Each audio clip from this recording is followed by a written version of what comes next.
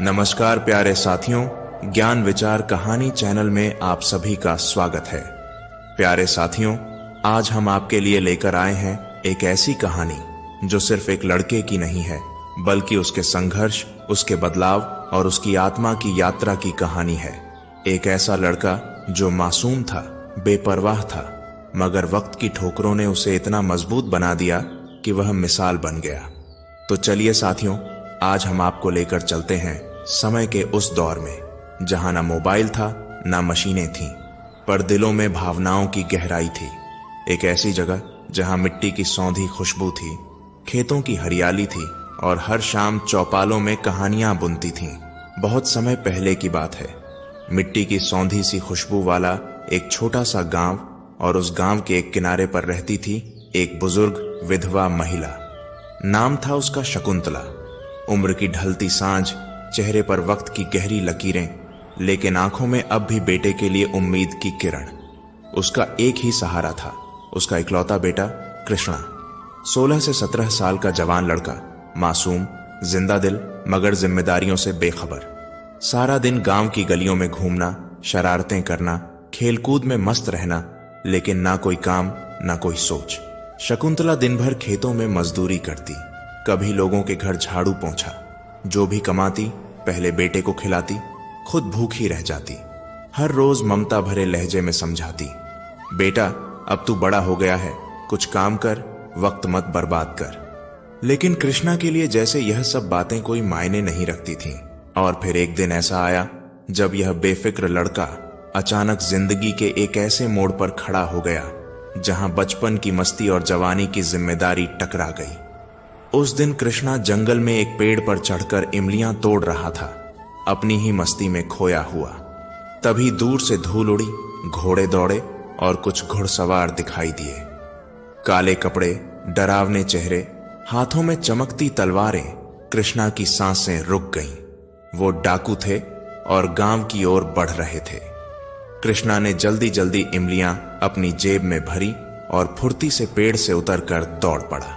जब वह गांव में पहुंचा तो देखा जमींदार का मकान धूं धूं कर जल रहा था। लोग बदहवास खड़े थे, कोई चिल्ला रहा था, कोई रो रहा था। पूछने पर पता चला कि डाकुओं ने जमींदार का घर लूट लिया है। हजारों की नकदी, जेवर और सामान लेकर भाग गए और जाते जाते वहां काम करने वाली एक नौकरानी को मार डाला, क्योंकि उसने उन्हें रोकने की कोशिश की थी। यह सुनकर कृष्णा के दिल की धड़कन थम सी गई। उसकी मां भी तो अक्सर जमींदार के घर काम करने जाती थी। वह भीड़ को चीरता हुआ अंदर पहुंचा और जैसे ही कमरे में दाखिल हुआ, उसका दिल बैठ गया। उसकी मां खून से लथपथ जमीन पर पड़ी थी। कृष्णा का कलेजा कांप गया, आंखें भर आईं और वह वहीं बेहोश होकर गिर पड़ा। जब होश आया तो सब कुछ बदल चुका था। अब उसकी मां नहीं थी। अब उसे कोई प्यार करने वाला, दुलारने वाला, खाना खिलाने वाला नहीं बचा था। मां की मौत के बाद उसे पहली बार उस मां की ममता का एहसास हुआ, जो अब हमेशा के लिए उससे छिन चुकी थी। कुछ दिनों तक वो गांव में यूं ही भटकता रहा। किसी ने उसके सिर पर हाथ तक नहीं रखा, किसी ने खाना तक नहीं पूछा। फिर एक दिन अकेलेपन से परेशान होकर उसने फैसला लिया कि अब वो इस गांव में नहीं रहेगा। अगली सुबह भीगी आंखें और भारी दिल के साथ वो उठ खड़ा हुआ और उसी जंगल की ओर चल पड़ा जहां से डाकू आए थे, क्योंकि वहीं से शहर का रास्ता जाता था। जैसे ही वह गांव की सरहद पार कर रहा था, एक अधेड़ उम्र का आदमी सामने से आता दिखाई दिया। उसके पास भारी भरकम सामान था जिसे वह बड़ी मुश्किल से उठा पा रहा था। उस आदमी ने कृष्णा को देखकर आवाज दी, बेटा जरा यह सामान मेरे घर तक पहुंचा दो, मैं तुम्हें इसके बदले कुछ पैसे दूंगा। कृष्णा सुबह से भूखा प्यासा था, लेकिन फिर भी उस अनजान आदमी का सामान अपने सिर पर रखकर चुपचाप उसके साथ चल पड़ा। करीब 1 घंटे बाद जब वे उसके घर पहुंचे तो उस आदमी ने न सिर्फ उसे कुछ पैसे दिए, बल्कि एक पैकेट भी थमाया जिसमें रोटियां और आलू की सब्जी थी। कृष्णा ने उसका आभार व्यक्त किया और भोजन ले लिया और वह आगे चल पड़ा। थोड़ी दूर जाने पर उसे एक नीम का बड़ा सा पेड़ दिखाई दिया, जिसके नीचे एक पुराना कुआं भी था। उसने वहीं रुककर पैकेट खोला। अंदर कुछ पराठे और आलू की सब्जी थी। कृष्णा ने कुएं से पानी निकाला और पेड़ की छांव में बैठकर खाना शुरू कर दिया। अभी उसने थोड़ा ही खाया था कि एक दुबला पतला कुत्ता उसके पास आकर खड़ा हो गया और पूंछ हिलाने लगा। कृष्णा ने रोटी और थोड़ी सब्जी उसके सामने रख दी, जो उसने चाव से खा ली। इस तरह कृष्णा एक कौर खुद खाता और एक उसे देता। दोनों ने मिलकर पेट भर खाना खाया और फिर कृष्णा ने पानी पिया। उसके बाद कुत्ते को भी पिलाया। खाना खाने के बाद कृष्णा के शरीर में नई जान आ गई। थकान कुछ कम हुई और उसके अंदर फिर से चलने की हिम्मत आ गई। थोड़ी सी रोटी और सब्जी बच गई थी, जिसे उसने फिर से पैकेट में बांध लिया और जंगल की तरफ चल दिया। पीछे देखा तो कुत्ता भी उसके पीछे पीछे चला आ रहा था। अब उसे अकेलापन नहीं लग रहा था, जैसे कोई साथी मिल गया हो। दोनों जंगल की पगडंडी पर करीब 1 घंटे तक चलते रहे। तभी एक जगह पर कृष्णा को घनी झाड़ियां दिखीं। वहां पहुंचते ही कुत्ता रुककर भौंकने लगा। कृष्णा भी पास गया और झाड़ियों में झांक कर देखा तो उसकी आंखें हैरानी से फैल गईं। एक खूबसूरत घोड़ा झाड़ियों में बुरी तरह उलझा हुआ था और उसकी पीठ पर कपड़ा पड़ा हुआ था। किसी तरह झाड़ियों को हटाते हुए कृष्णा अंदर गया और काफी कोशिश के बाद उस घोड़े को आजाद कराया। घोड़ा भूखा लग रहा था। बाहर आते ही उसने हरी घास खाना शुरू कर दिया। कृष्णा सोच में पड़ गया कि इतने घने जंगल में खूबसूरत घोड़ा आखिर यहां कैसे आया। उसने उसकी लगाम पकड़ी और धीरे धीरे आगे बढ़ने लगा। कुछ ही दूर उसे एक चमकती हुई तलवार दिखाई दी। उसने झुककर वह तलवार उठाई और गौर से देखने लगा। तलवार राजसी लग रही थी और उसे महसूस हुआ कि शायद इसका उस घोड़े से कोई संबंध है। उसने तलवार अपने पास रख ली और आगे बढ़ गया। थोड़ी दूर और चलने पर कुछ कपड़े के टुकड़े रास्ते में पड़े मिले। कपड़े भी कीमती थे, लेकिन उन पर जगह जगह खून के धब्बे थे। उसने वह कपड़े भी समेटकर घोड़े की पीठ पर रख लिए और अपने रास्ते चल पड़ा। दोपहर हो गई थी और उसे फिर से भूख लगने लगी थी। संयोग से थोड़ी दूरी पर उसे एक नदी दिखाई दी। वह वहीं रुका, पैकेट खोला और बची हुई रोटियां और सब्जी निकालकर खाने बैठ गया। कुत्ता उसके पास था और घोड़ा पास में ही घास खा रहा था। कुछ रोटियां खाने के बाद कृष्णा पानी पीने के लिए नदी किनारे झुका ही था कि अचानक पास की झाड़ियों में से जोर की आवाज आई। कृष्णा का दिल जोर से धड़कने लगा। उसने मुड़कर देखा तो एक भयानक और खतरनाक शेर झाड़ियों से निकलकर उसकी तरफ बढ़ रहा था। यह देखकर कृष्णा का दिल जोर जोर से धड़कने लगा। सांसें तेज हो गईं। सामने से शेर उसकी तरफ बढ़ रहा था और वह डर के मारे उस जगह की ओर भागा जहां तलवार रखी थी। लेकिन अब भी वह तलवार तक पहुंच भी नहीं पाया था कि शेर ने छलांग लगाकर उस पर हमला करने की कोशिश की। तभी उसका साथी कुत्ता, जो अब तक उसके साथ चल रहा था, अचानक सामने आकर शेर के रास्ते में खड़ा हो गया। कुत्ते ने बिना कुछ सोचे अपने दोनों पंजे शेर के खुले हुए जबड़ों में डाल दिए। शेर ने उसे जोर से झटका और दूर फेंक दिया, लेकिन वह बहादुर कुत्ता फिर दौड़कर शेर के सामने आ गया। इस बार शेर ने उसकी गर्दन पर अपने नुकीले दांत गड़ा दिए। एक दर्द भरी चीख उसके मुंह से निकली, मगर तब तक कृष्णा ने तलवार उठा ली थी। शेर जैसे ही कुत्ते को गिराकर पलटा, कृष्णा ने पूरी ताकत से उसकी गर्दन पर तलवार का वार कर दिया। तलवार गर्दन में गहराई तक उतर गई। शेर की डरावनी चीख जंगल में गूंज उठी। कृष्णा ने बिना रुके दूसरा वार किया और इस बार शेर की गर्दन पूरी तरह कटकर अलग जा गिरी। शेर का भारी भरकम शरीर जमीन पर गिरा और शांत हो गया। कृष्णा कुत्ते के पास गया और उसे देखकर उसकी आंखें भर आईं। वो वही कुत्ता था जिसे उसने बस 2 टाइम की रोटी खिलाई थी और उस रोटी के बदले उसने जान दे दी। कृष्णा ने प्यार से उसे देखा और मन ही मन उसे धन्यवाद कहा। फिर वह शेर का कटा हुआ सिर उठाकर वहां गया जहां घोड़ा घास खा रहा था। उसने एक कपड़े की मदद से शेर का सिर घोड़े की पीठ पर मजबूती से बांधा और लगाम पकड़कर आगे बढ़ने लगा। दोपहर अब ढल रही थी। सूरज धीरे धीरे पश्चिम की तरफ झुक रहा था। कृष्णा तेजी से कदम बढ़ा रहा था। काश उसे घुड़सवारी आती तो वह घोड़े पर सवार होकर जंगल जल्दी पार कर लेता।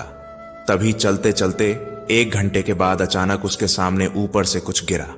पहले तो वह डरकर पीछे हट गया, लेकिन जब ध्यान से देखा तो वह एक बाज पक्षी था जो काफी बड़ा और शक्तिशाली था। उसकी एक टांग से खून बह रहा था। शायद चोट लगी थी और दर्द की वजह से वह बेहोश हो गया था। कृष्णा ने उसे उठाया, घाव की साफ सफाई की और अपनी पोटली से एक कपड़ा निकालकर उसकी टांग पर पट्टी बांध दी। फिर बाज को संभालकर अपने साथ ले लिया और आगे बढ़ गया। अब शाम हो चुकी थी, अंधेरा फैलने लगा था। वो शहर के पास तो पहुंच गया था, लेकिन आबादी अभी दूर थी। कृष्णा सोच रहा था कि रात कहां गुजारे। तभी उसे दूर से एक आदमी बैठा नजर आया। उसके पास एक बंदर था। कृष्णा थोड़ा और पास गया और ध्यान से देखा। वो एक बूढ़ा कमजोर सा इंसान था। बंदर की रस्सी उसके हाथ में थी। लगता था यह कोई मदारी है जो खेल दिखाता है। अंधेरे में अकेला बैठा देखकर कृष्णा को अजीब सा महसूस हुआ। वो उसके पास गया और बोला, बाबा, इतनी रात को यहां अकेले क्यों बैठे हो? बूढ़े आदमी ने थकान भरी नजरों से कृष्णा को देखा और बहुत धीमी आवाज में बोला, बेटा, सीने में बहुत तेज दर्द उठा था तो यहीं आकर बैठ गया। कृष्णा ने कहा, बाबा, आपका घर कहां है? चलिए मैं आपको छोड़ देता हूं। बूढ़े ने मुस्कुराकर जवाब दिया, नहीं बेटा, तू क्यों तकलीफ करेगा, मैं खुद चला जाऊंगा। कृष्णा ने कहा, ठीक है बाबा, जब तक आपके सीने का दर्द ठीक ना हो जाए मैं यहीं आपके पास बैठता हूं। इतना कहकर कृष्णा वहीं जमीन पर बैठ गया। उस बूढ़े मदारी ने जब कृष्णा को पास बैठते देखा तो उठने की कोशिश करने लगा। कृष्णा ने फौरन उसका हाथ थामकर सहारा दिया और अपने कंधे पर टिकाकर उसे धीरे धीरे चलाने लगा। बूढ़े ने जो रास्ता बताया उसी ओर वे बढ़ते रहे। करीब 15 मिनट के बाद कुछ झोपड़ियां नजर आईं, जिनमें से एक में वह बूढ़ा रहता था। कृष्णा ने उसे झोपड़ी के अंदर ले जाकर एक पुरानी सी चारपाई पर लिटा दिया। घोड़ा और बाज भी उसके साथ ही आ गए थे और बंदर बूढ़े के इशारे पर चलते चलते वहीं पहुंच गया। कृष्णा ने बंदर को एक खूंटी से बांध दिया और फिर बूढ़े के पास बैठ गया। उसने पूछा, बाबा, यह दर्द आपको पहले भी हुआ है क्या? बूढ़े ने धीमी आवाज में कहा, हां बेटे, 2-3 बार पहले भी हो चुका है। कृष्णा ने हमदर्दी जताते हुए पूछा, आपने इसका इलाज करवाया? बूढ़े ने जवाब दिया, हां, यहां के एक वैद्य जी ने कुछ गोलियां दी थीं, जिससे 2 दिन तो ठीक रहा, लेकिन अब फिर से यह दर्द उठ गया और दवा भी खत्म हो गई है। कृष्णा ने कहा, आप उनका नाम और पता बताइए, मैं अभी जाकर दवा लेकर आता हूं। बूढ़े ने जो पता बताया उसे याद रखते हुए कृष्णा ने बाज को एक कोने में सुलाया, घोड़े को बाहर बांधा और तेजी से उस पते पर निकल पड़ा। वैद्य जी अपने घर में ही थे। कृष्णा ने उन्हें सारी बात बताई। उन्होंने कुछ दवाइयां तैयार की और कृष्णा से कहा, ध्यान रहे, उन्हें आराम देना जरूरी है और खाने में नमक या खट्टी चीजें बिल्कुल ना देना, तभी दवा असर करेगी। कृष्णा ने चुपचाप वो दवाइयां लीं और उन्हें पैसे दे दिए, वही पैसे जो उसे एक दिन पहले मिले थे जब उसने एक आदमी का बोझ उठाकर उसके घर पहुंचाया था। दवाइयां लेकर वह वापस झोपड़ी में आया जहां बूढ़ा दर्द से कराह रहा था। उसने फौरन एक गोली दी और पास बैठ गया। अब तक अंधेरा हो चुका था। बूढ़े ने एक कोने की तरफ इशारा करते हुए कहा, बेटा, वहां एक चिराग है, जला दो। कृष्णा ने चिराग जलाया तो कमरे में हल्की रोशनी फैल गई। बूढ़े ने कृष्णा को देखकर आभार भरी आंखों से देखा। उसकी आंखें भर आईं। वो सोचने लगा, अगर आज यह लड़का ना मिलता तो शायद उसका अंत ही हो जाता। करीब 1 घंटे बाद बूढ़े का दर्द कम हो गया और वह थोड़ा आराम से लेट गया। फिर उसने कोने में रखे बर्तन की तरफ इशारा करते हुए कहा, वहां आटा रखा है, चूल्हा भी है, जाकर अपने लिए रोटियां बना लो। कृष्णा ने चूल्हा जलाया, आटा गूंथा और कुछ मोटी रोटियां सेक लीं। साथ ही टमाटर और प्याज की चटनी भी बना ली। उसने बूढ़े को रोटियां दी। एक रोटी बंदर के लिए रखी और बाज के पास भी कुछ टुकड़े रख दिए और उसके बाद खुद भी खाना शुरू किया। खाना खाते ही सबके शरीर में थोड़ी ताकत आई। सबने राहत महसूस की। बूढ़े ने कृष्णा की तरफ देखते हुए कहा, बेटा, आज तू ना होता तो शायद मैं रास्ते में ही दम तोड़ देता।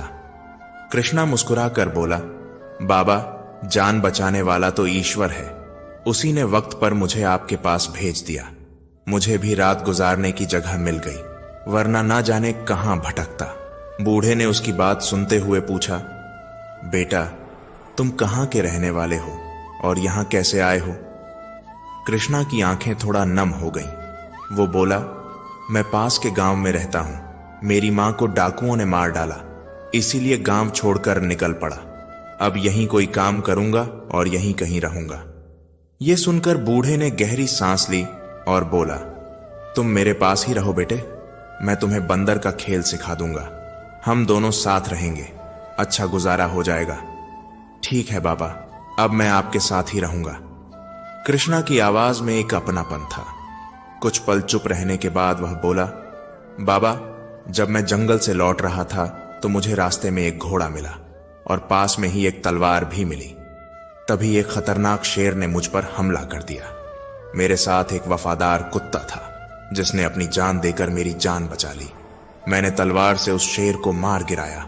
उसका कटा हुआ सिर, वो तलवार और मेरे खून से सने कपड़े, सब कुछ मेरे पास है। बूढ़े बाबा ने यह सुना तो उनकी आंखें हैरानी से खुली रह गईं। वो तुरंत बोले, बेटा, यह सब चीजें मुझे दिखाओ। कृष्णा बाहर गया और कपड़े, तलवार और शेर का सिर लाकर बाबा के सामने रख दिए। बाबा ने देखा और बोले, बेटा, तुमने बहुत बड़ा काम किया है। तुम्हारी किस्मत अब बदलने वाली है। तुम बहुत भाग्यशाली हो। कृष्णा ने हैरानी से पूछा, बाबा, ऐसा क्यों? बाबा ने धीमी आवाज में बताया, इस राज्य का राजकुमार कुछ साथियों के साथ जंगल में शिकार खेलने गया था, लेकिन वह रास्ता भटक गया और वापस नहीं लौटा। बहुत खोजबीन हुई, लेकिन उसका कोई पता नहीं चला। आज ही महल से ऐलान हुआ था कि जो कोई भी राजकुमार के बारे में जानकारी देगा उसे पुरस्कार दिया जाएगा। मेरा अंदाजा है कि यह घोड़ा, तलवार और कपड़े उसी राजकुमार के हैं। शायद शेर ने जंगल में उस पर हमला कर दिया और घोड़ा वहीं झाड़ियों में फंस गया जो तुम्हें मिला। बाबा ने आगे कहा, कल सुबह तुम यह सब चीजें राजा को दिखाना और सारी बातें ईमानदारी से बता देना। यह सुनकर कृष्णा की सांसें थोड़ी तेज हो गईं। उसे एक तरफ खुशी हो रही थी तो दूसरी तरफ डर भी लग रहा था। पता नहीं राजा क्या क्या पूछेगा, लेकिन फिर उसने खुद को समझाया कि उसने कुछ गलत नहीं किया, इसलिए घबराने की बात नहीं है। रात हो गई थी। कृष्णा जमीन पर चटाई बिछाकर सो गया। अगली सुबह उठा, मुंह हाथ धोए और राजा के दरबार जाने की तैयारी करने लगा। बूढ़ा बाबा भी उसके साथ चल पड़ा, हाथ में तलवार, कपड़े, शेर का सिर और पीछे घोड़ा। महल पहुंचते ही बूढ़े ने दरबान से कहा, हमें राजकुमार के बारे में जरूरी खबर देनी है। यह सुनते ही राजा को सूचना दी गई। राजा जल्दी से बाहर आया और जैसे ही उसने घोड़े को देखा वह पहचान गया। कपड़े और तलवार को भी देखकर बोला, यह सब मेरे बेटे की चीजें हैं। फिर उसने बूढ़े से पूछा, यह सब तुम्हें कहां से मिले? बूढ़े बाबा बोले, महाराज, मुझे नहीं, इस लड़के को मिले हैं। राजा ने फिर कृष्णा की तरफ देखा और पूछा, बेटा, यह सब तुम्हें कहां मिले? कृष्णा ने सारी बात बिल्कुल सच सच बता दी। शेर का हमला, कुत्ते का बलिदान, तलवार और घोड़ा, सब कुछ। राजा ने पूरी बात ध्यान से सुनी और फिर तुरंत अपने सेनापति और कुछ सैनिकों को बुलाकर कृष्णा के साथ जंगल की तरफ निकल पड़ा। राजा बग्घी में बैठा और सैनिक घोड़ों पर सवार थे। कृष्णा सबको रास्ता दिखाते हुए उसी जगह ले गया जहां शेर ने हमला किया था। वहां अब भी शेर की लाश और मरा हुआ कुत्ता पड़ा था। फिर वे उस जगह गए जहां घोड़ा झाड़ियों में फंसा मिला था और तलवार, कपड़े थे। इसके बाद सैनिकों ने आसपास की झाड़ियों में राजकुमार की लाश खोजना शुरू कर दी। कुछ देर बाद एक सैनिक ने आवाज लगाई। सब उसी दिशा में दौड़े। एक बड़ी चट्टान के पीछे राजकुमार की लाश पड़ी थी। जगह जगह से शरीर गायब था, जैसे किसी जंगली जानवर ने उसे नोच खाया हो। यह देखकर राजा की आंखें भर आईं। वह जोर से रोने लगा। सैनिकों ने लाश को कपड़े में लपेटा और सब शहर की ओर लौट पड़े। महल पहुंचते ही खबर आग की तरह पूरे शहर में फैल गई। राजकुमार अब नहीं रहे। महल में मातम छा गया। रानी ने जब बेटे की लाश देखी तो वह बेहोश हो गई। राजा की हालत भी बेकाबू थी। पूरा शहर दुख में डूब गया। बाजार बंद हो गए। हर गली में सन्नाटा था। लोग रो रहे थे और सिर्फ एक ही नाम सबकी जुबान पर था, राजकुमार। हकीम और वैद्य रानी और राजा की देखभाल में लगे थे। ये सब देखकर कृष्णा की आंखों से भी आंसू बह निकले। उसके मन में चल रहा था, काश मैं यह खबर लेकर ना आता तो शायद महल की यह हालत ना होती। मन भारी था, दिल उदास। वह कुछ देर वहीं खड़ा रहा, फिर वापस अपने झोपड़े की ओर चल पड़ा। शाम हो चुकी थी। जब वह वापस पहुंचा तो बाबा घायल बाज के पट्टी बांध रहे थे और बंदर एक कोने में बंधा बैठा था। बाबा ने कृष्णा का उतरा हुआ चेहरा देखा और पूछा, बेटा क्या हुआ? कृष्णा बोला, बाबा सब कुछ बर्बाद हो गया। शहजादे की लाश मिल गई। राजा और रानी की हालत बहुत खराब है। पूरा शहर रो रहा है। महल में अब सिर्फ रोने और सिसकियों की आवाजें गूंज रही हैं। चारों तरफ सन्नाटा पसरा है। अगर मुझे जरा भी अंदाजा होता कि यह खबर इतनी दर्दनाक साबित होगी तो शायद मैं यह बात वहां पहुंचाता ही नहीं। कृष्णा ने उदासी से कहा। बाबा ने उसके सिर पर हाथ रखा और बोले, नहीं बेटे, इसमें तुम्हारा कोई कसूर नहीं है। तूने तो वही बताया जो तुझे मालूम था। जो होना था वो हो गया। अब तो बस ऊपर वाले से दुआ है कि सबको हिम्मत दे। चलो अब मैंने रोटियां बना ली हैं, आकर खा लो। कृष्णा ने चुपचाप हाथ मुंह धोया और बाबा के साथ बैठकर रोटी खा ली। बाज के जख्म अब कुछ हद तक ठीक हो चुके थे। बाबा ने फिर से मरहम लगाया और एक नई पट्टी बांध दी। अब तो बाज भी कृष्णा और बाबा से घुल मिल गया था। उस दिन बाबा भी काम पर नहीं गए।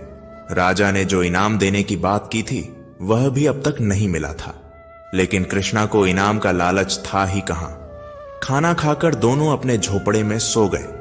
अगली सुबह वे जल्दी उठे और खेल तमाशे की तैयारी शुरू कर दी। बाज और बंदर को साथ लिया और बाबा के साथ शहर की तरफ चल पड़े। पूरे दिन अलग अलग जगहों पर तमाशा दिखाया। कुछ पैसे मिले, थोड़ी तालियां, थोड़ी वाहवाही, और जब शाम ढली तो वे अपने छोटे से घर लौट आए। घर आकर कृष्णा ने अपने हाथों से सब्जी रोटी बनाई, बाबा के साथ बैठकर खाई और अपने दोनों जानवरों को भी पेट भर खिलाया। अब यह सब उनकी रोजमर्रा की जिंदगी का हिस्सा बन चुका था। सुबह निकलते, जगह जगह तमाशे दिखाते और शाम को वापस लौट आते। जो कुछ कमाते उसी में गुजारा करते। और हां, बाज अब उनकी छोटी सी फैमिली का हिस्सा बन चुका था। बाबा ने उसे कुछ नई तरकीबें भी सिखा दी थीं, जैसे वह किसी चीज को पंजों में दबाकर उड़ता और फिर नाटकीय अंदाज में जमीन पर उतरता। उसकी वजह से अब उनका तमाशा ज्यादा मशहूर होने लगा था। भीड़ बढ़ने लगी थी और पैसे भी पहले से अच्छे मिलने लगे थे। अब तो बाबा ने कृष्णा को रस्सी पर चलने और दूर दूर तक फैले रस्से पर करतब दिखाने की कला भी सिखा दी थी। धीरे धीरे आमदनी भी बढ़ने लगी। कई बार बाबा ने कृष्णा से कहा, बेटा एक बार चलकर देख तो आओ, राजा की हालत कैसी है, रानी को होश आया या नहीं। लेकिन कृष्णा हर बार मना कर देता, मुझे वहां अब नहीं जाना बाबा। अगर पुरस्कार चाहिए होता तो अब तक चला गया होता, लेकिन वहां तो खुद अफरा तफरी मची है, उन्हें पुरस्कार याद भी होगा क्या। इस तरह कृष्णा और बाबा की जिंदगी खेल तमाशों में बीतने लगी। देखते ही देखते 2 महीने निकल गए। अब तो ज्यादातर खेल कृष्णा ही दिखाता था। बाबा को वह एक किनारे बैठा देता ताकि उन्हें आराम मिले। फिर एक दिन जब वे तमाशा दिखाकर लौट रहे थे, बाबा के सीने में अचानक तेज दर्द उठा। कृष्णा घबरा गया।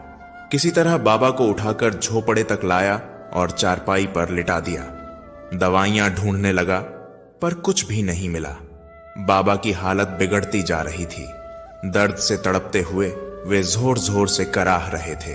कृष्णा ने उनके माथे पर पानी की पट्टी रखी और बोला, बाबा मैं अभी दवा लेकर आता हूं, मैं आपको कुछ नहीं होने दूंगा। लेकिन बाबा ने उसका हाथ पकड़ लिया और धीमी आवाज में बोले, बेटे अब मेरा वक्त आ गया है, इस हालत में मुझे छोड़कर मत जाओ। कोई दवा, कोई वैद्य, हकीम अब मुझे नहीं बचा सकता। यह झोपड़ी अब तुम्हारी है। मेहनत और ईमानदारी से काम करना। ऊपर वाला तुम्हें हमेशा खुश रखे। कभी किसी का बुरा मत सोचना और हमेशा दूसरों की भलाई के लिए काम करना। कृष्णा की आंखें भर आईं। उसकी सांसें तेज हो रही थीं। बाबा ने धीरे से बाज और बंदर की तरफ इशारा किया और बोले, इन जानवरों का ख्याल रखना बेटा, ये अब तुम्हारे अपने हैं। अपने खाने में से इनका भी हिस्सा निकालना। इन्हें कभी अकेला मत छोड़ना, इन्हें कभी दुख मत देना। फिर मुस्कुराते हुए बोले, तूने मुझे एक बार जिंदगी दी थी, मुझे मौत से बचाया था। अब यह मेरा आखिरी सफर है, मैं जा रहा हूं। नहीं बाबा, नहीं। कृष्णा फूट फूट कर रो पड़ा, लेकिन उसकी चीख के बीच ही बाबा की सांसें थम चुकी थीं। उनका शांत चेहरा ऐसे लग रहा था जैसे किसी लंबी यात्रा पर निकल चुके हों। कृष्णा उनकी ठंडी होती देह को पकड़कर जोर जोर से रोने लगा और वे मासूम जानवर, बाज और बंदर भी किसी कोने में चुपचाप बैठे आंसू बहा रहे थे, जैसे उन्हें भी सब समझ आ रहा हो। अगली सुबह पड़ोसियों की मदद से कृष्णा ने बाबा की अंतिम क्रिया पूरी की। 2 दिन तक वह कहीं नहीं गया, न खेल दिखाने न कमाई की फिक्र, बस अकेला बैठा रहा, शांत, टूटा हुआ सा। तीसरे दिन जब थोड़ा हौसला जुटाया तो बाज और बंदर को साथ लेकर वापस काम पर निकल पड़ा। अब उसकी जिंदगी ने एक नया मोड़ ले लिया था। अकेले ही खेल दिखाता, पैसे कमाता, रोटी बनाता, जानवरों को भी खिलाता और थक कर चैन की नींद सो जाता। एक दिन जब वह शहर के बीचों बीच तमाशा दिखा रहा था, तभी कुछ सैनिक आए और ढोल बजाकर ऐलान करने लगे, मलका की तबीयत बहुत खराब है। राजकुमार की मौत की खबर के बाद उनकी हालत बिगड़ गई है, इलाज काम नहीं आ रहा। जो भी कोई जहरीली पहाड़ी से कुंदन बूटी लाकर देगा, उसे ढेर सारा पुरस्कार दिया जाएगा। यह सुनकर कृष्णा का दिल बेचैन हो उठा। रानी की हालत के लिए उसके मन में सहानुभूति जागी और साथ ही उसे यह भी लगा कि अगर राजकुमार की खबर उसने ना पहुंचाई होती तो शायद यह सब ना होता। वह सोचने लगा, यह कुंदन बूटी होती कैसी है और यह पहाड़ी कहां है। शाम को घर लौटकर जैसे रोज करता था, रोटी बनाई, खुद खाई और जानवरों को भी खिलाया। उसके झोपड़ी के पास ही एक बूढ़ा रहता था, श्याम काका, करीब 80 साल की उम्र, कभी फौज में बहादुर सैनिक थे। कृष्णा अक्सर उनके पास बैठता और उनके किस्से सुनता। आज मन में सवाल लिए कृष्णा उनके घर गया और बोला, काका, मैं आपसे एक जरूरी बात पूछने आया हूं। और उसने सारी बात बता दी।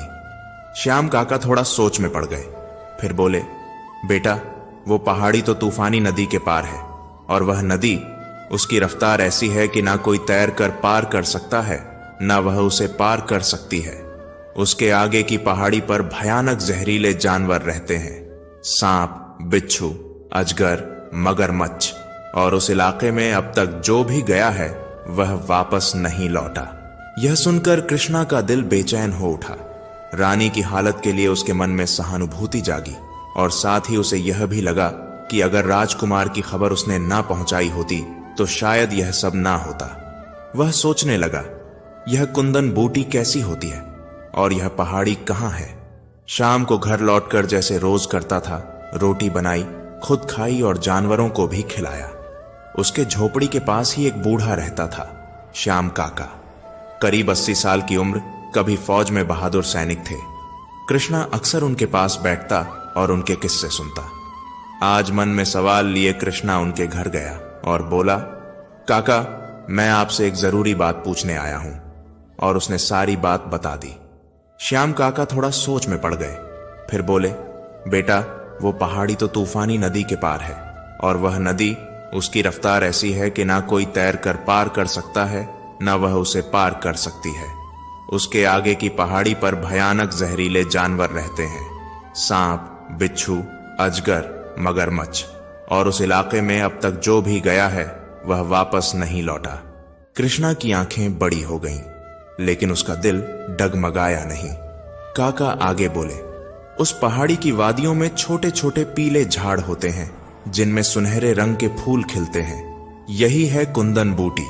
ये फूल सिर्फ एक दिन के लिए खिलते हैं, अगले दिन झड़ जाते हैं।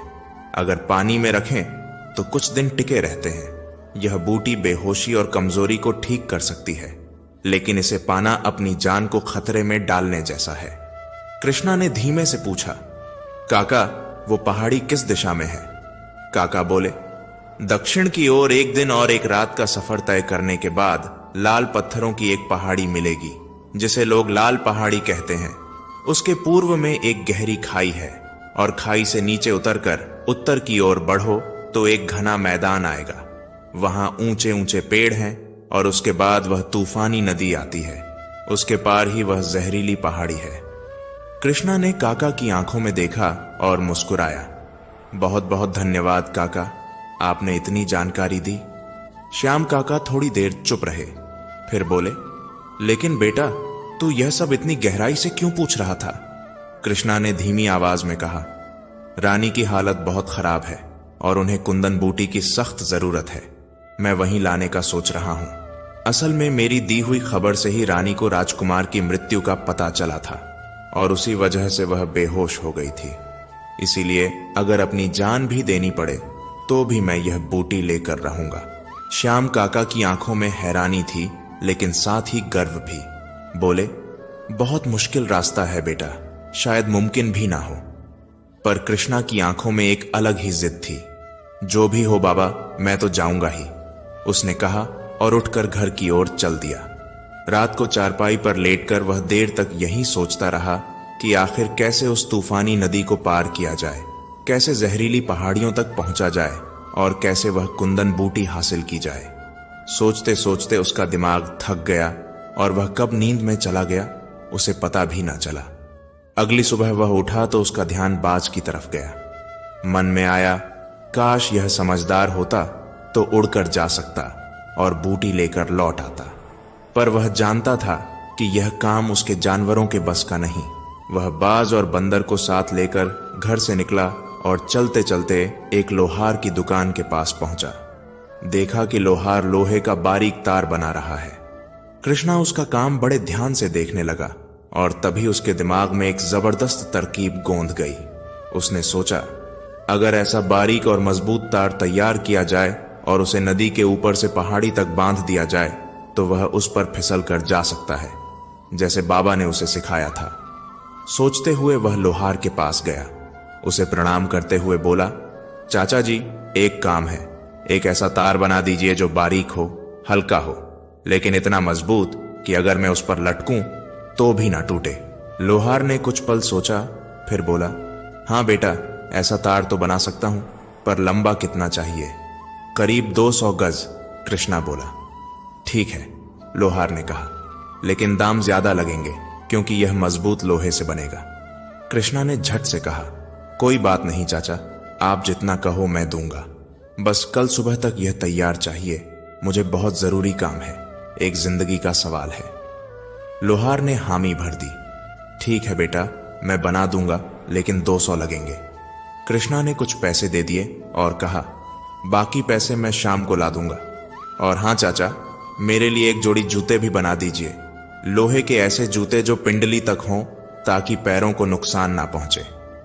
लोहार ने सिर हिलाया और कहा, ठीक है, पर उसके भी पैसे अलग लगेंगे। ठीक है चाचा, बस आप कल सुबह तक तैयार कर दीजिए। इतना कहकर कृष्णा वहां से सीधा राजमहल पहुंचा। वहां जाकर दरबान से कहा कि वह राजा साहब को खबर दे कि वह कुंदन बूटी लाने के लिए जहरीली पहाड़ियों की ओर निकलने वाला है। जब यह खबर राजा तक पहुंची तो उसने कृष्णा को अंदर बुलवा लिया। जैसे ही कृष्णा सिपाही के साथ अंदर पहुंचा, राजा ने उसे देखते ही पहचान लिया और उसकी आंखों में नमी आ गई। बोले, बेटा, तुझे देखकर मुझे अपने बेटे की याद आ गई। तू ही था ना जिसने उसकी निशानियां लाकर दी थीं और मैंने तेरे लिए जो पुरस्कार घोषित किया था वह भी नहीं दिया। मैं बहुत शर्मिंदा हूं। बेटे की मौत और रानी की हालत ने मुझे परेशान कर दिया था, इसलिए मैं भूल गया। माफ कर दे बेटा।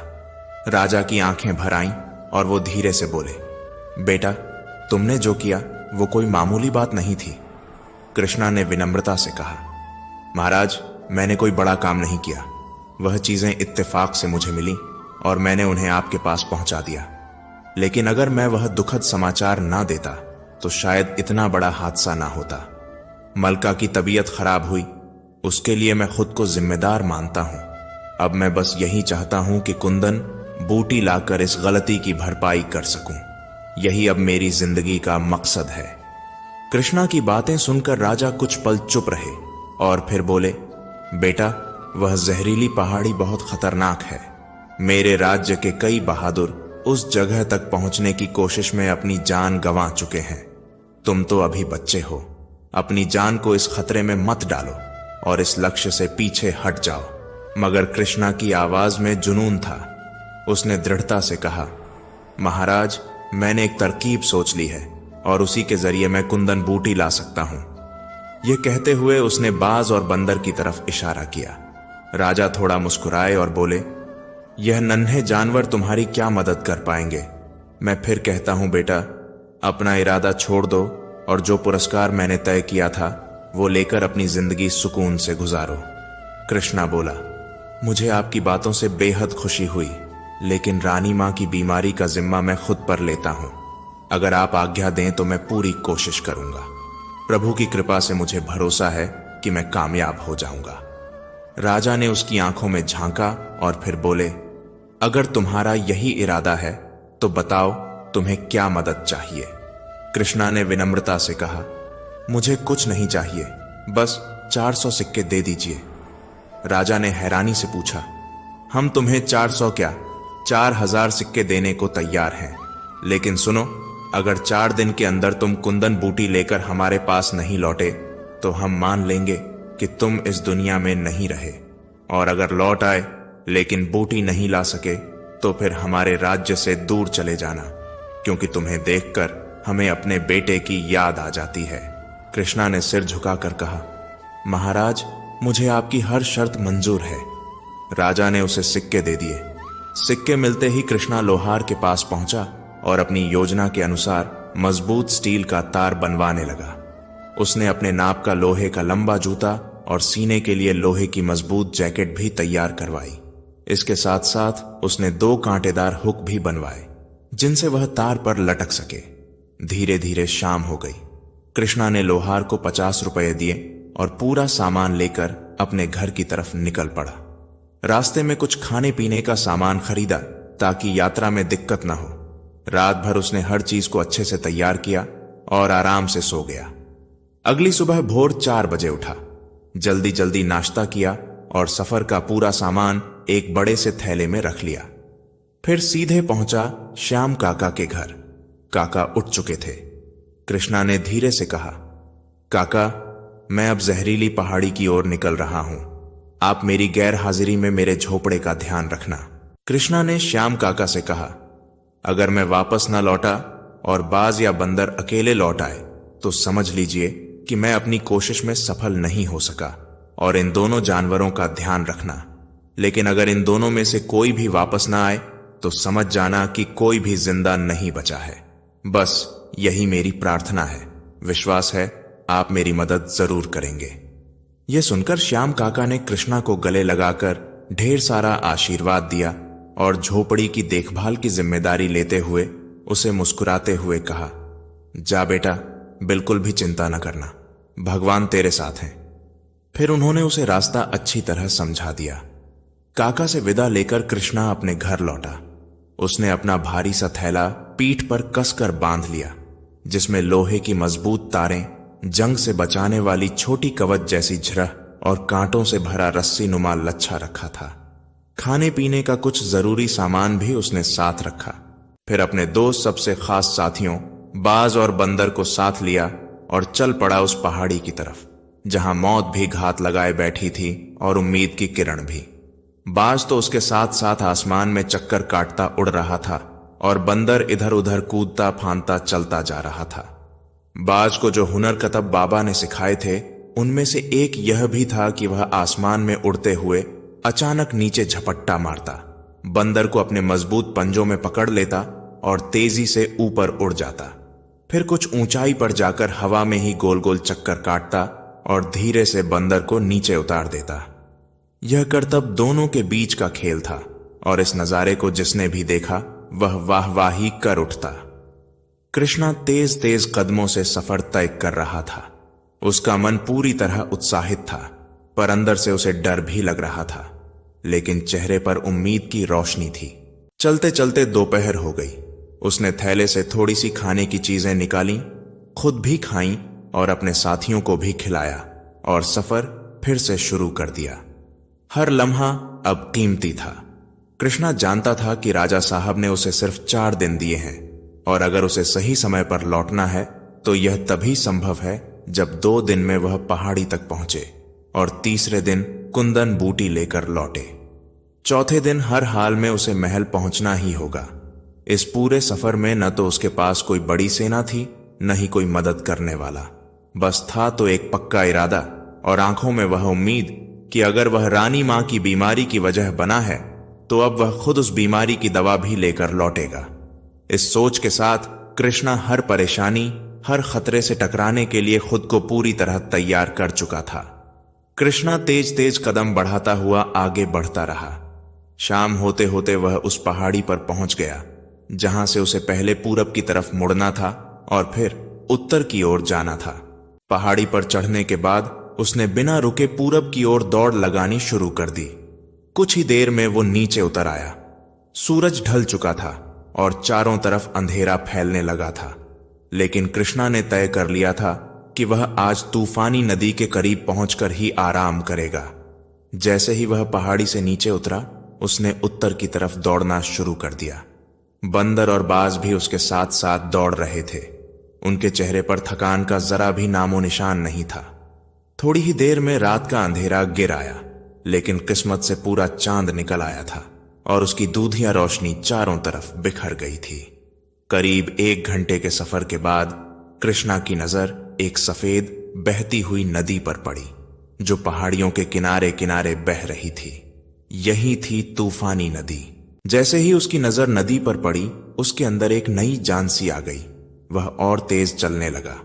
आखिरकार 1 घंटे बाद वह एक खुले मैदान में पहुंच गया। उस मैदान के चारों तरफ ऊंचे ऊंचे पेड़ थे और दूर कोने पर तूफानी नदी गुस्से में गरजती हुई बह रही थी। कृष्णा जैसे ही नदी के करीब पहुंचा, उसका शरीर निढाल हो गया था। वह नदी के किनारे बैठ गया, अपना थैला एक तरफ रखा और नरम घास पर ऐसे लेट गया जैसे सालों की थकान मिटा रहा हो। बंदर और बाज पास के पेड़ पर बैठकर अपने साथी की निगरानी करने लगे। कृष्णा इतना थक गया था कि जैसे ही उसने आंखें बंद की, उसे गहरी नींद आ गई। पूरी रात वह सुकून से सोता रहा। अगली सुबह जब उसकी आंख खुली तो वह तरोताजा और तैयार महसूस कर रहा था। सारी थकान जैसे गायब हो चुकी थी। उसने नदी के ठंडे पानी से मुंह धोया, फिर अपने थैले के पास आकर कुछ खाने की चीजें निकाली। पेट भरकर खाना खाया, पानी पिया और फिर अपना काम शुरू कर दिया। उसने लोहे की तार का गुच्छा निकाला और उसके एक सिरे पर कांटों का टुकड़ा मजबूती से बांध दिया। फिर उसने बाज को इशारा किया कि अब उड़ने का वक्त है।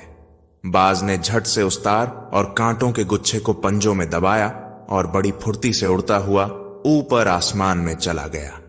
कृष्णा और बंदर नीचे खड़े होकर उसे ऊपर जाते हुए देख रहे थे। फिर कृष्णा ने हाथ से इशारा किया और बाज नीचे आ गया। जहां उसे उतरना था वहीं उसने सामान नीचे रख दिया। कृष्णा यह देखना चाहता था कि बाज इतना वजन उठा भी सकता है या नहीं, लेकिन तार और कांटों का गुच्छा बंदर के वजन से काफी हल्का था, इसलिए बाज के लिए यह कोई मुश्किल काम नहीं था। उसने सामने उस पहाड़ी को ध्यान से देखा जो ठीक नदी के किनारे ही थी। ध्यान से देखने के बाद उसने उस हिस्से को चुना जहां पहाड़ी में कई गहरे दरारें और सुराख जैसे जगहें थीं। कृष्णा ने वह तार उठाया जिसके एक सिरे पर कांटों वाला गुच्छा बंधा हुआ था और उसे बाज के पंजों में पकड़ा दिया। फिर हाथ के इशारे से बाज को समझाया कि यह कांटों वाला हिस्सा उसे उड़ाकर नदी पार उस चट्टानी पहाड़ी में फंसाना है। बाज काफी समझदार था। कृष्णा के इशारे को अच्छे से समझने के बाद उसने फुर्ती से उड़ान भरी और हवा में झपटता हुआ तूफानी नदी को पार कर गया। फिर एकदम सटीक जगह पर जहां कृष्णा ने बताया था, वह कांटों का गुच्छा चट्टानों के बीच छोड़ आया। कृष्णा ने वहीं से तार को धीरे धीरे खींचना शुरू किया। गुच्छा थोड़ी दूर गया, फिर एक चट्टान की दरार में फंस गया। कृष्णा ने तार को जोर से खींचकर पक्का कर लिया कि अब वह हिलने वाला नहीं है। अब कृष्णा ने तार के दूसरे सिरे को पकड़ा और पास के एक ऊंचे पेड़ पर चढ़ गया। वह पेड़ की सबसे ऊंची और मजबूत डाली तक पहुंचा और वहां तार को कसकर बांध दिया। फिर धीरे धीरे पेड़ से नीचे उतरा और अपनी सुरक्षा के लिए लोहे के जूते और जैकेट पहन ली। कमर में खंजर बांधा और एक छोटा लोटा भी कसकर बांध लिया, जिसमें थोड़ा सा पानी और खास जड़ी बूटी थी जो जहर के असर को कम करने के लिए रखी गई थी। अब वह पूरी तरह तैयार था। कृष्णा ने फिर से पेड़ पर चढ़ना शुरू किया। फॉल आदि जैकेट पहनने की वजह से चढ़ाई थोड़ी मुश्किल थी, लेकिन वह किसी तरह उस डाली तक पहुंच ही गया जहां तार बंधा था। वहां पहुंचकर उसने एक मजबूत हैंडल वाला रॉड तार में फिट किया और दोनों हाथों से कसकर पकड़ लिया। फिर वो उस तार पर लटक गया। पेड़ का सिरा ऊंचा था और पहाड़ी की तरफ जाने वाला तार का सिरा नीचे, तो जैसे ही वह लटका उसकी स्पीड अपने आप तेज हो गई। वह एकदम से हवा में लहराता हुआ आगे बढ़ने लगा। जब वह तूफानी नदी के ऊपर से गुजरा तो एक बार दिल जोर से धड़का, डर सा लगा, लेकिन उसने अपनी आंखें बंद कर लीं और तेजी से फिसलता हुआ वो आखिरकार दूसरी तरफ जा पहुंचा और जोर से चट्टानों से जा टकराया। लेकिन वह जिरह पहने हुए था, इसलिए उसे कोई बड़ी चोट नहीं लगी। कृष्णा ने तुरंत उस तार को छोड़ दिया और एक सुराख में हाथ डालकर पहाड़ी पर चढ़ने लगा। बाज वहीं पास बैठा उसका इंतजार कर रहा था।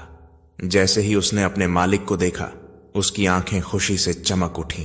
कृष्णा धीरे धीरे पहाड़ी पर ऊपर चढ़ने लगा और फिर जैसे ही वह ऊंचाई पर पहुंचा, उसे चारों तरफ रेंगते हुए सांप और बिच्छू दिखाई देने लगे। कुछ जानवर तो आवाज पाकर अपने बिलों में घुस गए, लेकिन कुछ ने उसकी ओर बढ़ने की कोशिश की। एक दो ने तो उसे काटने की भी कोशिश की, लेकिन उसके लोहे के जूतों की वजह से वह पूरी तरह सुरक्षित रहा। जब भी कोई जहरीला जानवर उसके पास आता तो कृष्णा अपने लोहे के जूतों से उसे कुचल देता। उसके चेहरे पर डर नहीं था, बल्कि एक अजीब सी तसल्ली और हौसला दिख रहा था, जैसे उसे पता हो कि अब उसकी असली परीक्षा शुरू होने वाली है। सांप बिच्छुओं की परवाह किए बिना कृष्णा उस रहस्यमयी कुंदन बूटी की तलाश में जुट गया। उसने जमीन को गौर से देखा, झाड़ियों में झांका और थोड़ी ही देर बाद उसकी आंखों ने वह सुनहरी बूटी देखी जिसकी उसे तलाश थी। उसे देखते ही कृष्णा के चेहरे पर एक चमक आ गई, जैसे किसी ने अंधेरे में रोशनी जला दी हो। वह झुककर फूलों को तोड़ने लगा। कुल 3 सुनहरे फूल थे जिन्हें उसने बड़े प्यार से लोटे में रख लिया। फिर कुछ दूरी पर एक और पौधा दिखा, उसमें भी 3-4 फूल थे। उन्हें भी तोड़कर लोटे में डाला। अब उसने बाज को इशारे से समझाया कि जहां भी ऐसे फूल दिखें लेकर आओ। बाज तुरंत उड़ गया और थोड़ी ही देर में 3-4 फूल और लेकर लौट आया। कृष्णा ने उन्हें भी लोटे में संभाल कर रखा और बाज को फिर से भेजा। लेकिन तभी एक बड़ा मोटा अजगर धीरे धीरे रेंगता हुआ पीछे से आया और अचानक कृष्णा के पैरों को कसकर पकड़ लिया। कृष्णा घबरा गया, मगर किसी तरह हिम्मत जुटाकर उसने लोटा एक ओर रखा और खुद को छुड़ाने की कोशिश करने लगा। अजगर बहुत ही ताकतवर था। उसने कृष्णा की दोनों टांगों को अपनी पकड़ में कस लिया और उसे हिलने तक नहीं दे रहा था। तभी बाज लौट आया। उसने जैसे ही अपने मालिक को उस अजगर की गिरफ्त में देखा तो बिना सोचे समझे कुंदन बूटी को वहीं छोड़ दिया और झपट कर अजगर पर हमला करने लगा। लेकिन अजगर की खाल इतनी सख्त थी कि बाज की चोंच का कोई असर नहीं हो रहा था। कृष्णा ने फौरन बाज को आंखों पर वार करने का इशारा किया और कमाल की बात यह थी कि पहली ही कोशिश में बाज की चोंच सीधे अजगर की एक आंख में जा लगी। खून बहने लगा। अजगर दर्द से बौखला गया और कृष्णा को जोर जोर से झटकने लगा, लेकिन बाज ने हार नहीं मानी। दूसरी आंख पर भी वार किया और अजगर अब पूरी तरह अंधा हो गया। कुछ ही देर में उसकी पकड़ ढीली पड़ने लगी। यही मौका था। कृष्णा ने कमर से खंजर निकाला और लगातार वार करता चला गया। खंजर की धार ने अजगर के शरीर को जगह जगह से चीर डाला और कुछ ही पलों में वह जहरीला राक्षस जमीन पर निढाल पड़ा था। कृष्णा ने राहत की सांस ली, लौटा उठाया और देखा कि अब तक काफी बूटियां इकट्ठा हो चुकी थीं। उसने खंजर और लोटे को फिर से कमर से कसकर बांधा और धीरे धीरे नीचे उतरने लगा, उसी पहाड़ी की तरफ जहां कांटों का लच्छा फंसा हुआ था। वहां पहुंचकर उसने कांटे निकाल लिए और ऊपर की तरफ चढ़ने लगा। जब वह उस जगह पहुंच गया जहां पेड़ वाला सिरा अब नीचे की ओर था, उसने एक मजबूत जगह पर लच्छा फंसा दिया। खुद को तार पर रखकर दोनों हाथों से कसकर पकड़ा और तेजी से फिसलता हुआ वापस उसी पेड़ पर लौट आया। बाज भी हवा में उड़ता हुआ उसके साथ मैदान तक पहुंच गया। जब कृष्णा पेड़ से नीचे उतरा तो उसका पुराना साथी बंदर वहीं बैठा था, सामान की रखवाली करता हुआ। कृष्णा अब ज्यादा देर रुकना नहीं चाहता था। शाम होने लगी थी। उसने थैले पीठ पर कसकर बांधे, लोटा हाथ में लिया और कुंदन बूटी को लेकर शहर की तरफ तेज कदमों से रवाना हो गया। थकान से निढाल कृष्णा जैसे तैसे चलता हुआ लाल पहाड़ी तक पहुंचा, लेकिन तब तक रात हो चुकी थी। पूरे दिन की भागदौड़ के बाद उसके शरीर में जान तक नहीं बची थी। उसने तय किया कि रात का सफर न करके यहीं किसी सुरक्षित जगह पर रुक जाए। वह एक चट्टान के पास झाड़ियों की ओट में लेट गया और थोड़ी ही देर में नींद की गहरी आगोश में चला गया। सुबह हुई तो अचानक किसी चीज के गिरने या खड़कने की आवाज से उसकी नींद टूट गई। आंखें खोलीं तो सामने दो अजनबी खड़े थे। दोनों के चेहरे सख्त, आंखों में शंका और आवाज में आदेश। उनमें से एक ने गुर्राते हुए पूछा, ओ छोकरे, तू कौन है और यहां क्या कर रहा है? कृष्णा का दिल धड़कने लगा। उसने तुरंत अंदाजा लगा लिया कि ये लोग डाकू हैं और शायद यहीं पहाड़ी इलाके में रहते होंगे। उसने खुद को संभालते हुए बोला, मैं एक मुसाफिर हूं, सफर करते करते रात हो गई तो यहीं सो गया।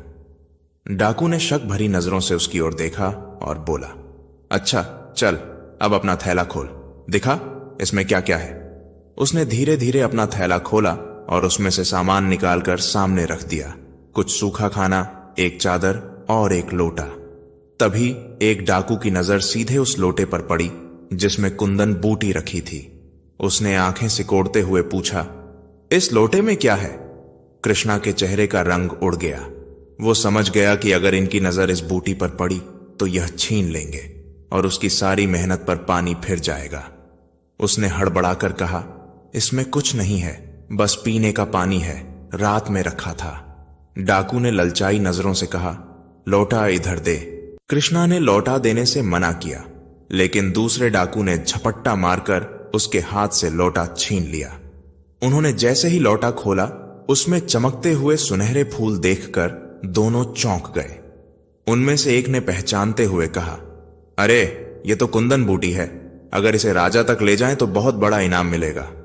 दूसरा बोला, अबे कहीं से भी मिली हो, लेकिन इनाम तो हमें ही मिलेगा, चल इसे लेकर चलते हैं दरबार। कृष्णा समझ गया कि अब कुछ करना ही होगा, नहीं तो सब कुछ छिन जाएगा। मौका देखकर उसने चुपचाप कमर से खंजर निकाला और तेजी से एक डाकू पर झपट पड़ा, लेकिन दूसरा डाकू चौकन्ना था। उसने बीच में आकर कृष्णा को धक्का दे दिया और उसका हाथ पकड़ लिया। एक जोरदार मुक्का कृष्णा के पेट पर पड़ा और वह दर्द से तड़प उठा। खंजर उसके हाथ से छूट गया और वहीं गिर पड़ा। कृष्णा के सिर पर भी जोर से चोट लगी थी, लेकिन हिम्मत नहीं टूटी। पास ही पड़ा एक पत्थर उसने उठाया और गुस्से में तमतमाता हुआ एक डाकू के माथे पर दे मारा। पत्थर सीधा जाकर टकराया और खून बहने लगा।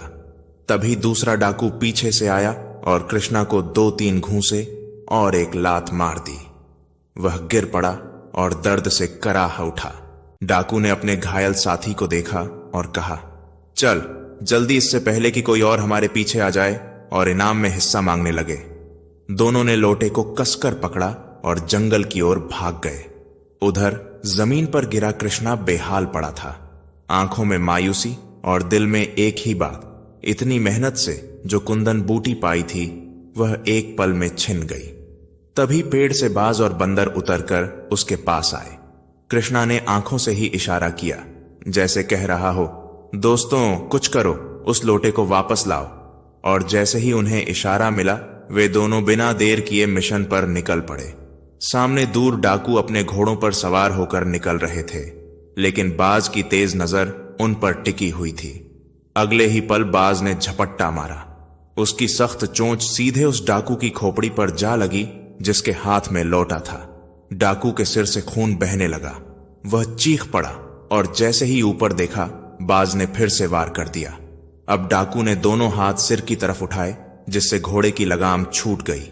घोड़ा बेकाबू होकर भागा और डाकू धड़ाम से नीचे गिर पड़ा। उसके हाथ से लोटा भी छूट गया, लेकिन सौभाग्य से उसका ढक्कन बंद था।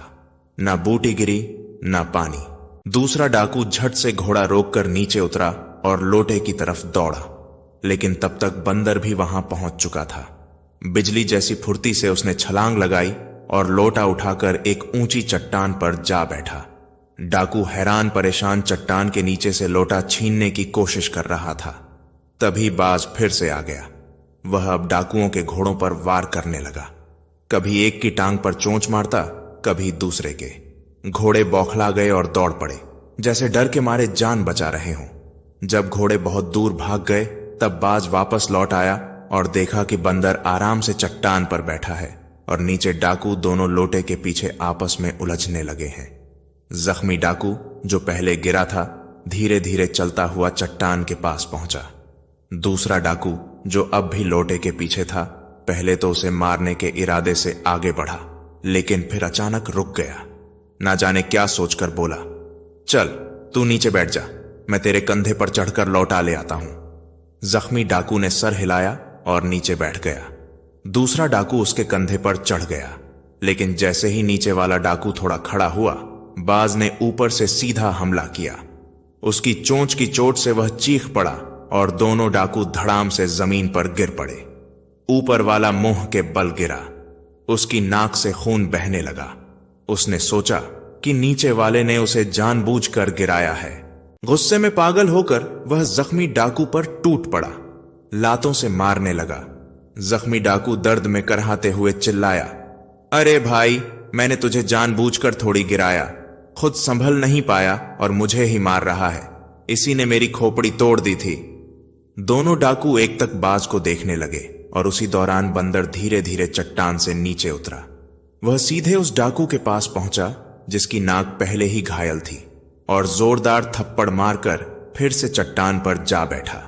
डाकू दर्द से चिल्ला उठा, अरे इस बंदर ने मेरी नाक काट डाली। वो तिल मिलाकर बंदर की तरफ दौड़ा और उसके पीछे पीछे दूसरा डाकू भी भागा। तभी ऊपर से बाज ने एक और हमला कर दिया। इस बार फिर से उसी घायल डाकू की खोपड़ी पर जोरदार चोंच मारी। डाकू दर्द से कराहने लगा। उसे समझ नहीं आ रहा था कि वह क्या करे। दोनों डाकू हड़बड़ाकर वहां से भाग निकले। अब जब मैदान दुश्मनों से खाली हो गया, तो बाज ने उड़कर लोटे को अपने पंजों में थाम लिया और कृष्णा की ओर रवाना हो गया। बंदर भी फुर्ती से छलांग लगाता हुआ कृष्णा के पास पहुंचा। कृष्णा ने जैसे ही लोटा देखा, उसे राहत महसूस हुई। उसे कुछ राहत मिली कि उसके दोस्त लौट आए और डाकुओं को भगा दिया, लेकिन इन झमेलों में उसका करीब 3 घंटे का वक्त बर्बाद हो चुका था। आज तीसरा दिन था और उसे अगली सुबह राजा साहब तक यह बूटी पहुंचानी थी। अब वक्त नहीं था। कृष्णा ने तेजी से कदम बढ़ाए। कुछ दूर जाने के बाद उसे भूख लगने लगी, तो वह एक बड़े पीपल के पेड़ के नीचे बैठ गया। वहीं पास में एक झरना बह रहा था। कृष्णा ने झरने पर जाकर हाथ मुंह धोया, फिर थैले से खाने का सामान निकाला और कुछ खा लिया। खाना खाने के बाद वह फिर से झरने के पास गया, पानी पिया और वहीं एक पत्थर पर बैठ गया। तभी उसकी नजर झरने के उस पार पड़ी।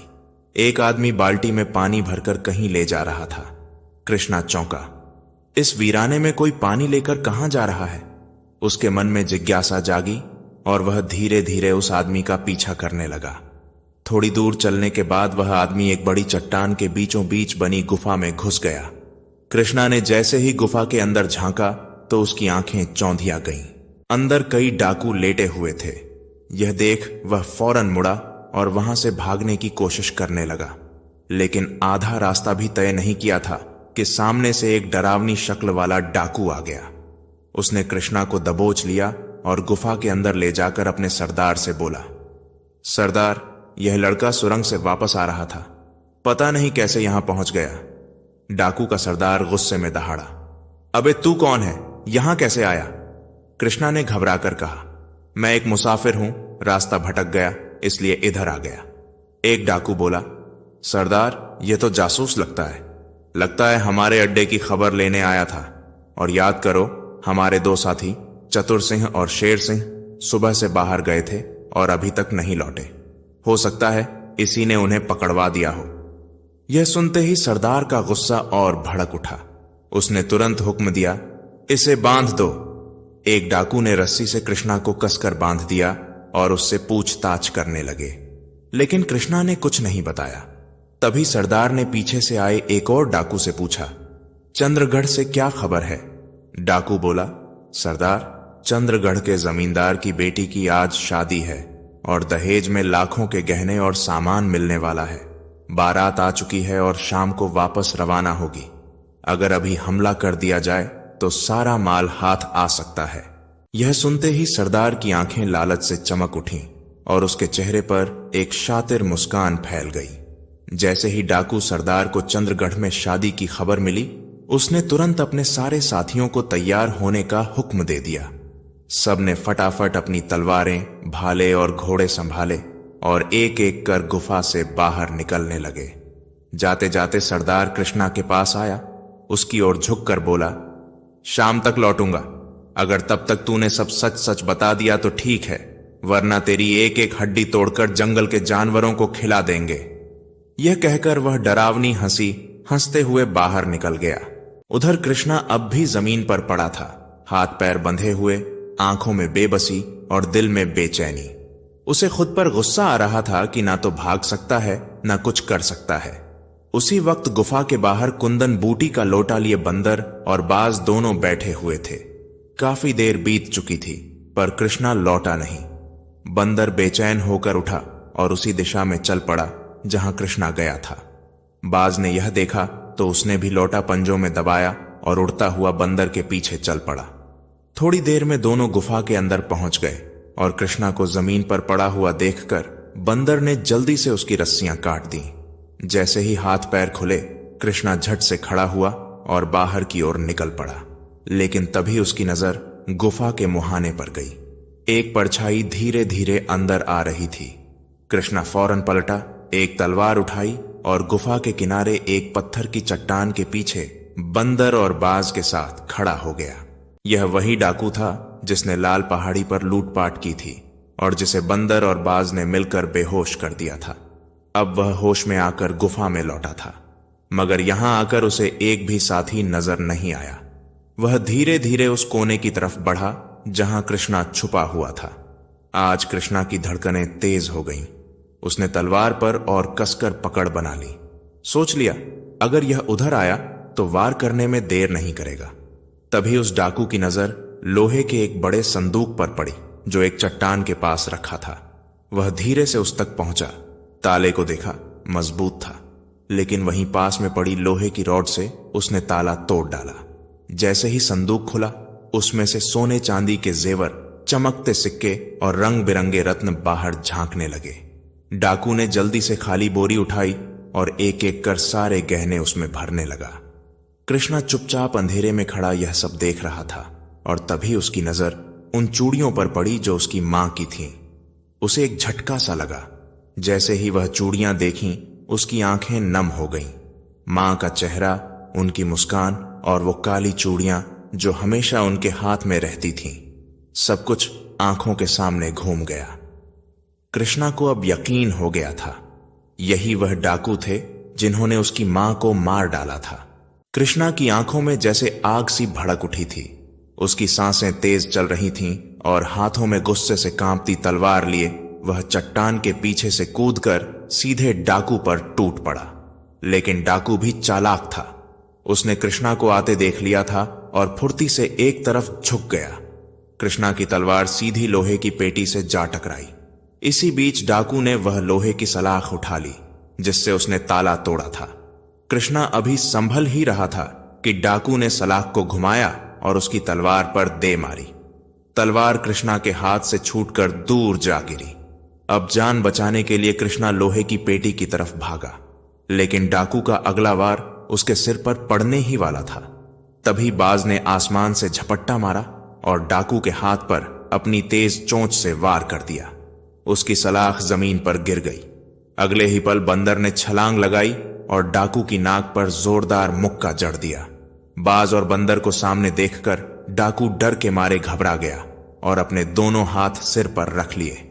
इसी बीच कृष्णा ने तेजी से सलाख उठाई और पूरी ताकत से डाकू के सिर पर दे मारी।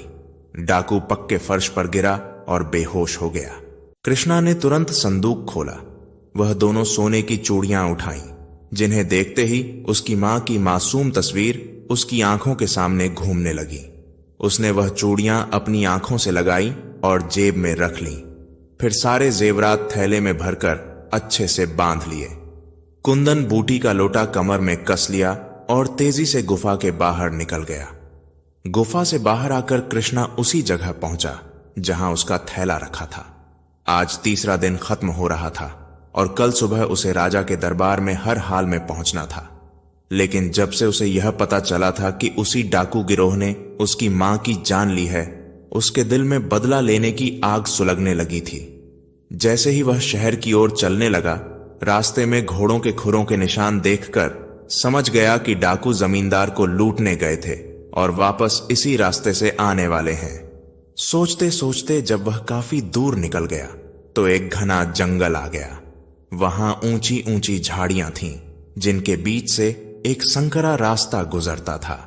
यही वह जगह थी जहां उसे बदला लेने की तरकीब समझ में आ गई। उसने थैले से लोहे के तार निकाले और उन्हें मोड़कर 2 मजबूत पेड़ों के बीच इस तरह बांध दिए कि कोई देख ना सके। जो भी वहां से गुजरे वह तार में उलझकर गिर पड़े। फिर उसने आसपास से ढेर सारे पत्थर इकट्ठा किए और रास्ते में बिखेर दिए ताकि गिरने वालों को चोट लगे। सब कुछ सेट करने के बाद वह एक घनी झाड़ी में छुपकर बैठ गया। डाकुओं की वापसी का इंतजार करने लगा। रात के सन्नाटे में कुछ देर बाद घोड़ों की टापों की आवाज सुनाई दी। डाकू लूटपाट कर मस्त होकर लौट रहे थे। उन्हें जरा भी अंदाजा नहीं था कि उनके लिए मौत का जाल बिछ चुका है। जैसे ही वह उस रास्ते पर पहुंचे, अंधेरे और बेख्याली में किसी को तार नजर नहीं आया। सब एक एक कर उस फंदे में फंस गए। उनके घोड़े तार में उलझे और सीधे पत्थरों से टकरा गए। कुछ डाकू वहीं बेहोश हो गए और जो होश में थे वह इतनी बुरी तरह घायल थे कि उठ भी नहीं सके। कृष्णा झाड़ियों में छिपकर बस उसी पल का इंतजार कर रहा था और जैसे ही सारे डाकू उसके बिछाए जाल में फंसकर जमीन पर गिरे, वह बिजली की तरह बाहर निकला और बिना वक्त गंवाए उनके हाथ पैर मजबूती से बांध दिए। जो बेहोश नहीं थे उनके गले को दबाकर उन्हें भी कुछ देर के लिए बेसुध कर दिया ताकि कोई उठ ना पाए। इसके बाद कृष्णा ने एक ऐसा घोड़ा चुना जिसे सबसे कम चोट लगी थी और जो सबसे तेज और ताकतवर लग रहा था। उसने सारे हीरे जवाहरात से भरा थैला उस घोड़े पर रखा, अपने दोनों साथियों बाज और बंदर के साथ उस पर सवार हुआ और पूरे जोश के साथ शहर की तरफ रवाना हो गया। सूरज निकलते निकलते वह सीधा राजा के महल के दरवाजे पर पहुंच गया। दरबान ने जब राजा को यह खबर दी कि कृष्णा कुंदन बूटी लेकर वापस आ गया है, तो राजा खुशी और बेचैनी से उछल पड़ा। उसने तुरंत कृष्णा को भीतर बुलवाया। सबसे पहले कृष्णा ने राजा को वह लोटा दिया जिसमें कुंदन बूटी रखी थी और कहा, महाराज, यह रही वह जादुई दवाई जो रानी मां को ठीक कर सकती है। इसके बाद उसने जल्दी जल्दी डाकुओं से हुई भिड़ंत की पूरी कहानी सुनाई और हाथ जोड़कर विनती की, महाराज, उन डाकुओं की गिरफ्तारी के लिए तुरंत सिपाही भेजिए। वे इस वक्त वहीं झाड़ियों के पास बेसुध पड़े हैं। राजा ने फौरन अपने सबसे राजवैद्य को बुलवाया और उसे कुंदन बूटी रानी के इलाज के लिए सौंप दी। साथ ही कृष्णा के बताए रास्ते पर सैकड़ों सैनिक रवाना कर दिए गए। महल में जहां लोग देर तक सोने के आदी थे, आज कुंदन बूटी की खबर ने सबको जगा दिया। सब लोग कृष्णा को देखने इकट्ठा हो गए। कोई उसकी तारीफ कर रहा था, कोई उसकी बहादुरी के किस्से सुन रहा था। जब माहौल थोड़ा शांत हुआ तो कृष्णा ने डाकुओं से मुठभेड़ और गुफा से मिले खजाने की पूरी कहानी विस्तार से सुनाई। फिर उसने वह सारे जेवर और कीमती चीजें राजा के सामने रख दी जो गुफा से मिली थीं। उन्हीं में से एक बेहद खूबसूरत और कीमती खंजर भी था, जिस पर राजा की नजर जैसे ही पड़ी उन्होंने उसे हाथ में उठा लिया और गौर से देखने लगे। बार बार उसे चूमते और कमरे में बेचैनी से टहलने लगे। यह देखकर सब लोग हैरान थे। फिर किसी को समझ नहीं आ रहा था कि राजा अचानक इतने परेशान क्यों हो गए। शाम को दरबार दोबारा लगा और तब तक सारे डाकू भी गिरफ्तार करके दरबार में पेश किए जा चुके थे। राजा ने जब वह खंजर और हार डाकुओं के सरदार को दिखाया तो वह डर के मारे कांपने लगा। राजा ने सख्ती से पूछा, यह दोनों चीजें तुम्हारे पास कहां से आईं? डाकू सरदार गिड़गिड़ाता हुआ बोला, महाराज, करीब 2 महीने पहले की बात है। हम रामनगर में डाका डालने जा रहे थे।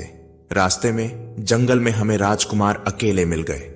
उन्होंने हमें देखते ही तलवार निकाली और हम पर हमला कर दिया। हमने भी मुकाबला किया और राजकुमार उस लड़ाई में मारे गए। हमने उनका यह खंजर और हार उठा लिया और आगे रामनगर चले गए।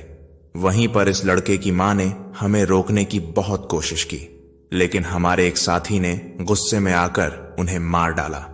उनकी चूड़ियां भी उतार लीं जो इस लड़के के पास हैं। यह सुनते ही राजा का चेहरा गुस्से से लाल हो गया। उन्होंने तुरंत मंच पर खड़े होकर ऐलान किया, सुनो राज्य के लोगों, यह डाकू न सिर्फ अमीरों के बल्कि हर आम इंसान के दुश्मन हैं। कृष्णा की मां ने इनका क्या बिगाड़ा था? सिर्फ उन्हें सही रास्ते पर लाने की कोशिश की और उसे जान से मार दिया।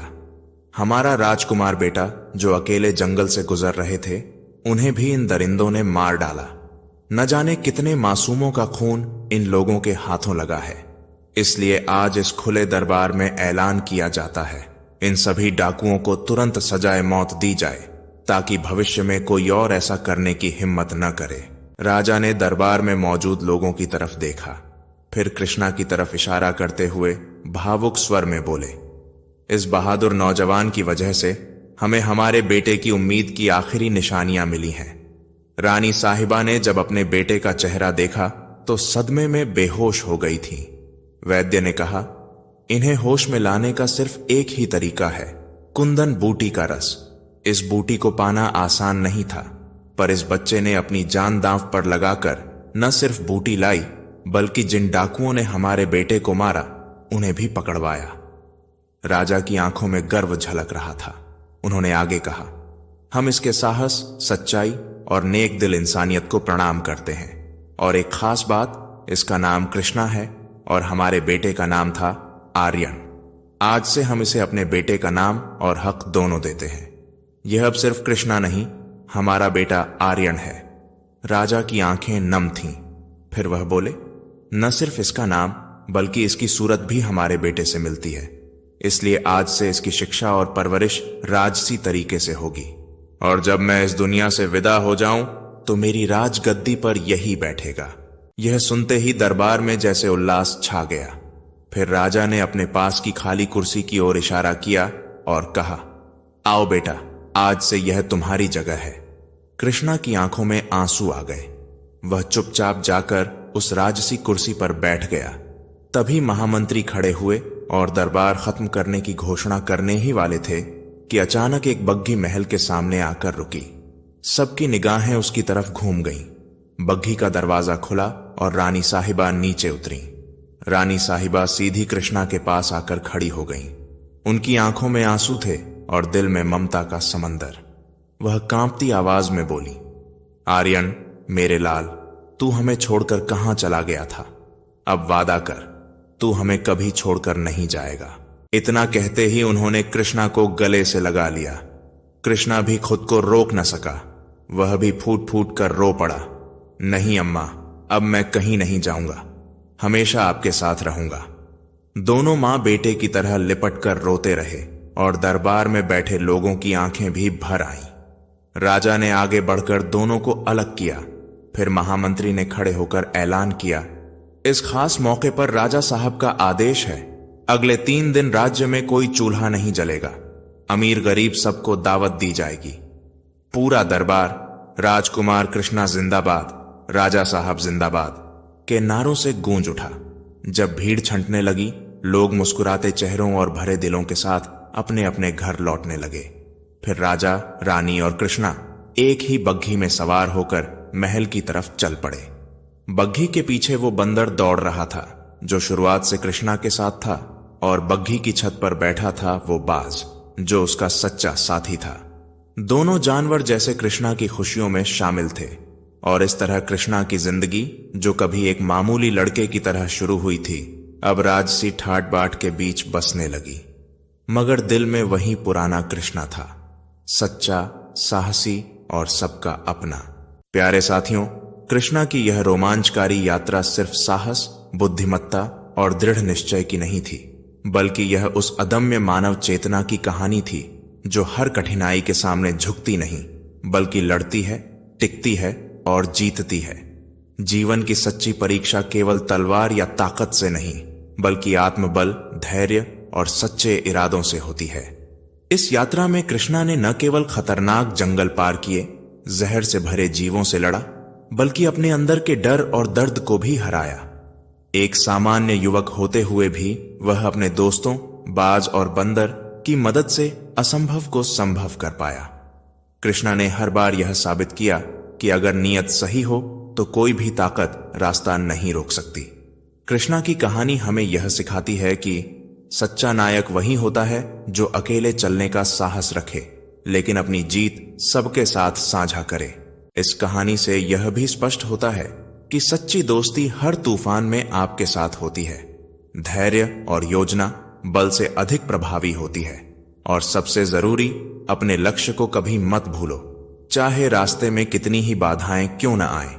अंततः कृष्णा की यह यात्रा हमें एक गूढ़ संदेश देती है। जीवन में विपत्तियां आएंगी, धोखे मिलेंगे, कठिनाइयां राह रोकेंगी, लेकिन अगर आप सच्चाई, साहस और समर्पण के साथ आगे बढ़ते रहो तो अंत में जीत तुम्हारी ही होगी। इसलिए मित्रों, कृष्णा की तरह जीवन में जब भी अंधेरा हो, डर हो या राह खो जाए, तो बस अपने लक्ष्य, सिद्धांत और विश्वास को अपना हथियार बनाओ, क्योंकि जो भीतर से मजबूत हो उसे बाहर की कोई ताकत नहीं तोड़ सकती। प्यारे साथियों, तो कैसी लगी आपको हमारी यह कहानी? अगर कहानी अच्छी लगी हो तो कमेंट बॉक्स में जरूर बताएं। तो आज के लिए बस इतना ही। मिलते हैं अगली वीडियो में एक और नई कहानी के साथ। तब तक के लिए खुश रहें, अपना और अपनों का ख्याल रखें। जय श्री राधे कृष्ण।